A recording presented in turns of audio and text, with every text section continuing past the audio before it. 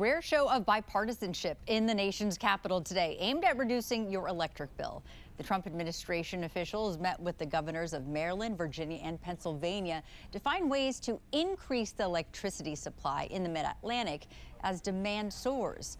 Brad Bell has a look at the agreement that could set the stage for a similar efforts around the country. Brad, you've been covering the electricity crisis for a while. Yeah, look, and all of us use electricity, right? We flip on the switch, we don't think about it, but that meter has been spinning and it's been getting more expensive. How electricity gets from a power plant to your house has actually gotten very complicated. But the problem is what you described there in the open is supply and demand. And quite frankly, what we've been told is not enough electricity is being generated for the demand. And what happened here today was an effort with the White House and local governors to try to increase that supply. Maryland Governor Wes Moore says the problem is clear to anyone who pays an electric bill.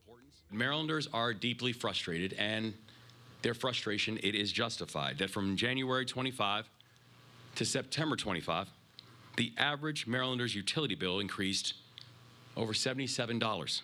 It's one of the few things Democrats like Moore and Pennsylvania Governor Josh Shapiro and administration officials from the Interior and Energy Departments agree on, and it's why they appeared together along with outgoing Virginia Governor Glenn Youngkin Friday to launch a bipartisan effort to drive energy prices down. Reliable, affordable, secure energy is the core to driving down inflation and making everything more affordable for every American.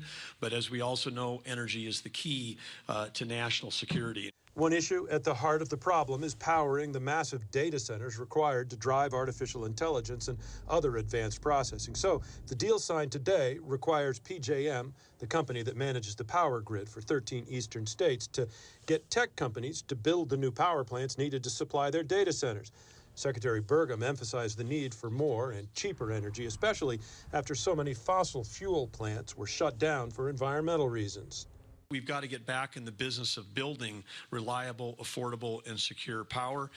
This means we've got to build baseload power plants to keep the lights on, to keep our homes warm, and to power the economy. Virginia Governor Youngkin echoed that point and emphasized the need for local input in these decisions. We must connect new projects. We must invite new investment. And we must give governors and states a seat at the table so that our voices are not just being communicated through lawsuits.